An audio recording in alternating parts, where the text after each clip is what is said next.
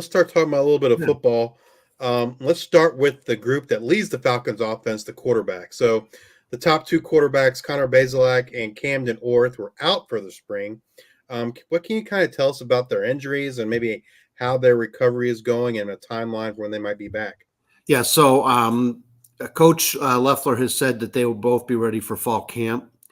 And that's good news. Maybe even a little bit earlier to start some conditioning and some of the. I'm never sure exactly what they're allowed to do, but it's more than it used to be in the off season, right? And so they're going to be able to maybe start a little bit early, but definitely for fall camp. And they've both, Bazelak has played at Missouri and Purdue, and Orth has been in our system for a couple of years. So I think they'll be able to be all right. They were injured both of them battled injuries all year. They were both injured for the Michigan game. We had a walk-on freshman playing against Michigan, and the coaches said they had to yell on the sideline what the read was because he had literally, hardly even practiced. Yeah. So they're both going to be and coaches indicated those are the starters. They do use them as a change of pace a little bit. Like Orth is a little bit more of a runner. He can throw, and the natural analogy would be to Tim Tebow, which Loeffler was his quarterback's coach at Florida. So he'll come in for some running and some change of pace. But if Bazelak gets injured or hurt, Orth is capable of moving the offense for sure. So, it's kind of a blessing, I guess, with those two out because it opened up some opportunities for some other younger quarterbacks in the spring, particularly a redshirt freshman, Lucian Anderson III. How did he look in the spring, and what can you kind of tell us about his style of play? Well, Lucian Anderson. So the old joke is that the backup quarterback is the most popular guy in the team. Since we have two quarterbacks, our number 3 quarterback is the most popular guy in the team to the fans, right? So Lucian Anderson has played in a couple of scrimmages. It's 3-on-3s at that point, right? But he's done. Has shown himself to have some ability, and he's a little more athletic. And we have not had a true dual threat quarterback since Josh Harris was here, right? Maybe, most of our coaches, Clausen and all those guys, really preferred a drop back quarterback, didn't want the quarterback out running around a lot. So he is very much more of a dual threat quarterback in the line of a not Daquan Finn style of play from UT. Not that we're obviously comparing the two of them right now, but and it was really good for him. He got all the reps as number 1, right? And so they said that they still think he needs to work on his progressions, which he's got hopefully the season to do, and then both Orth and Bazelak will be gone, and the hope is that Anderson will be able to step in there. He's the first high school quarterback that Loeffler's recruited that has gotten this far. He's had a lot of struggle with high school quarterbacks. Most of them have been transfers, and in this case, but he got a huge break, and they told him to play like he was going to be the number 1, and I think he got the right attitude out of it. Awesome. Talking about the running game, you guys do return longtime standout Terrion Stewart, but you do lose top backup Teron Keith, who ironically is back in the portal again after a brief stay there at Western Kentucky. Stewart was injured at the end of last season, missing the last 4 games. Kind of what can you tell us about his injury and how his recovery is progressing? Yeah, I mean, he had surgery. He practiced. He did not practice this spring. He will be back for the fall. He is just an absolute game changer on his elusiveness. Coach says he's a pain in the ass to tackle, and his elusiveness. And with our line, he needs to be elusive some of the time, right? I mean, it's a not wasted skill. He is just extremely difficult to tackle, and the year before last year actually took a year off, for mental health year. I know real details about what it was, but obviously you just want guys to get well, right? I mean, there's no it's just a college football game, and so hopefully we will be able to keep him healthy the whole year because he completely changes the whole dynamic. We had just a pretty terrible break in the spring. We have a running back. His name is Payshawn Wimberly, who is one of these guys that is just a model program guy. He's He's from Toledo. He has a 3.9. He's an architecture student, right? And he was the national special teams player of the year a couple of years ago, blocked a bunch of punts. And he was actually working out in the Keith role in the spring practices and doing really, really well. And then he just had a terrible, terrible freak injury and will be out for the season. And oh no, you hate to see it, not Yeah. just because, of the team, but just because of what a good guy he is and, how beloved he is by his teammates. So there is one freshman. He's not even here. He didn't come in for the spring, so he'll be here in the fall. Nakia Amarchi, who's from the Lansing area, who was highly recruited. He's like 5'11", 190, so that's your sort of Teron Keith size. And Leffler made some reference that we might be able to take one of the freshmen. If you're just trying to slide him into a relatively limited role like that, it's something they can pick up. And sure. And you do, and we got Jason Patterson back, who's more of a heavier back. But, in today's game, you don't usually just run with one guy, right? I mean, you got to be able to rotate, even if Stewart gets 30 touches, which we would love, right? I mean, we would, if that shows things are going right. So anyway, it'll be interesting to see, but I know they were crushed with the Payshawn Wimberly injury. He's just a great guy, and it was just a terrible blow. Yeah. You see, like I said, you hate to see that for the kid as well as the team. Yep. Moving over to the wide receivers, they also took some losses this offseason between graduation and transfers, losing their top 3 receivers from a year ago, and Odie Hilaire, Austin Osborne, and Abdul Fatih Ibrahim. They do bring in a couple of transfers from the Power 5. They bring R.J. Garcia coming over from Kansas State and Malcolm Johnson Jr. coming from Auburn. What can you kind of tell us about this wide receiver room from the spring? Yeah, so I think the this would be an area that we are maybe on the offense, along with the line, most concerned about. And we'll talk about tight ends in a minute, but in the Toledo game, they put Mosley, the young man who's going to be a first-round draft pick tomorrow. They put him on Fannin for the second half, our star tight end.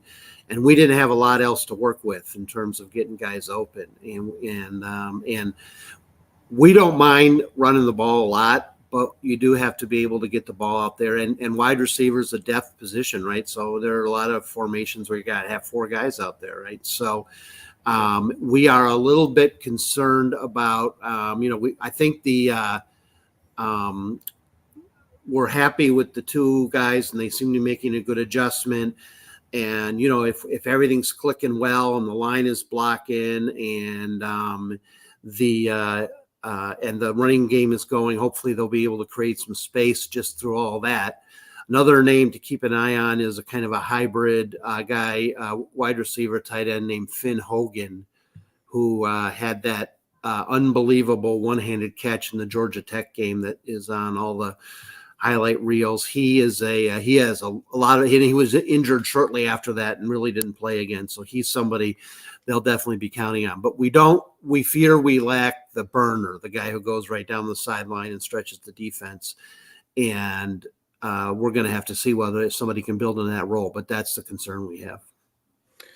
With the concern at wide receiver and the changes there, obviously one position that can really help that a lot is tight end, and Bowling Green, in my opinion, returns probably the best tight end in college football, and that's Harold Fannin Jr. How did he look this spring?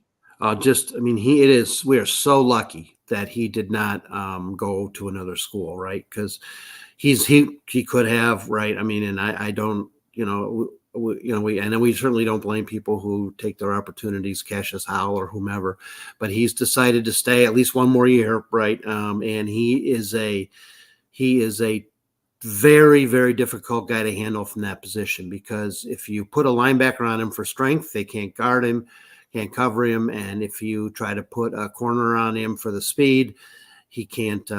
He overpowers them, right? And that's why it took the UT guy, it took an All-American, really, and guy's a first-round draft pick to shut him down. Fannin can even come out of the backfield, right? They'll put him back as a running back sometimes. They're very creative in how they they scheme ways to get him Yes. touches, and like you said, putting him in the backfield is one of the ways to do that. You have got to sit there and think, what crazy ways do I have to get this ball in this guy's hand, right? Because we when Dave Clausen was here, he said the whole strategy is to get the ball in the hands of your best player in space, right? And so we love Errol Fannin, and we're really looking forward to him having a big year. And he's good. He's a guy we caught.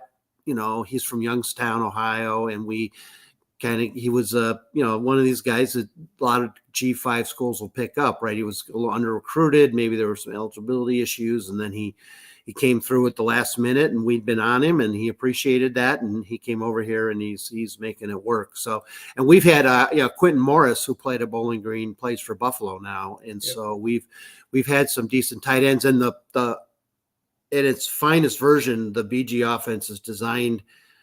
He really wants to play like 12 personnel and have two tight ends who are both hybrid, right? Both can block and that puts the defense in a lot of positions. And we have Levi Gazarek also, who is a two-sport player, came to Bowling Green because they wouldn't let him play baseball at Michigan State. He's also a good player. We lost Andrew Bench into the portal, but so we should be pretty solid at tight end, and we're going to need it, right? So you just hope that you get some protection. Maybe those guys are eating up some coverage, and then your receivers can get open, and you can get some, because you got to get some chunk plays to survive at football at this level. You're 3 yards in a cloud of dust. Nobody can sustain that. Yeah, I think it sounds like Harold Fannin's due for a huge year. Just with the concerns there at receiver, the loss of Teron Keith as well. Yep.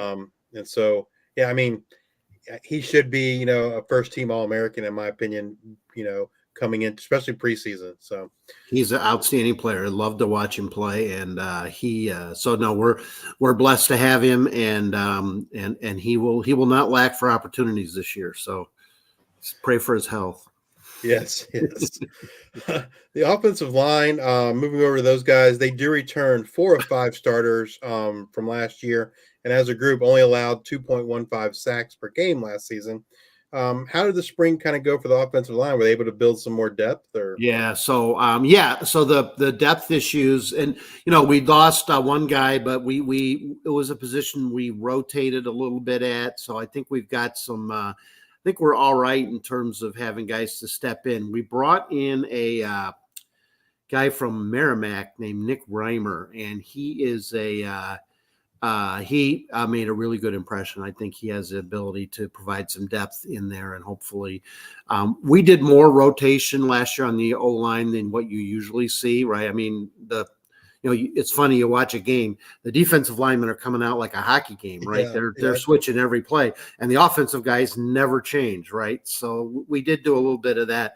The line, hopefully they've had a year to get stronger, and in the weight room, the line has been. So going back to Loeffler's first couple of years, the line was just really, really bad. It coming out of the Jinx years, we just had nothing. And, we had a decent quarterback in Matt McDonald, but he never had a chance to show what he could do because he was under, he just never had any time to throw. Pressure. And we had no running game either for the same reason, right? Because we had nobody clearing any space. So they have gradually gotten a little better. They're still for whatever it's worth. I mean, they're in the lower, about the middle or lower part of the conference on all the Pro Football Focus rankings. So hopefully they'll pick it up a little bit this year. You cannot win without being able to win your share of battles on the offensive line. It doesn't matter how, and you can have an amazing quarterback and he can bail you out sometimes, but the game plan really doesn't work unless you can protect your quarterback and create space. And I was thinking this morning about, we had a situation in the Toledo game where it was 5 minutes left. We had the ball on our 31. We're ahead by 6. The only way we win that game is to finish the game with the ball, right? This fourth quarter, we ran 3 plays, made no yards. 2 of them were passes. We were so sure we couldn't run the ball that we didn't even try because it would have run the clock too. But we were that. And that's the situation we got to go in, where the next time we get in that situation, we got to be able to grind out 3 or 4 first downs. And Absolutely. then we'll know we're really the championship team that we're trying to be. And that'll partly stuck because Toledo's outstanding on the defensive front. So that was a big challenge. But if you're going to be a championship team, that's what you got to do. For sure. You have a lot of losses. You got some injuries. But if you were to pick one player on the offense to kind of have a breakout type year in 2024, who would that be? So for a breakout season, is in terms of if you think about a guy who we really don't think about that much, sure, it would be Finn Hogan. I think he's just got some tremendous. He's a transfer from Central Michigan. I think he's got a tremendous amount of ability, and I think that he's going to pick up on a lot of open space due to those other things. And I think we're going to hopefully see Finn really turn into a top flight producer and somebody who next year, we're talking about on the G5 Hive about that. So absolutely. Sounds good.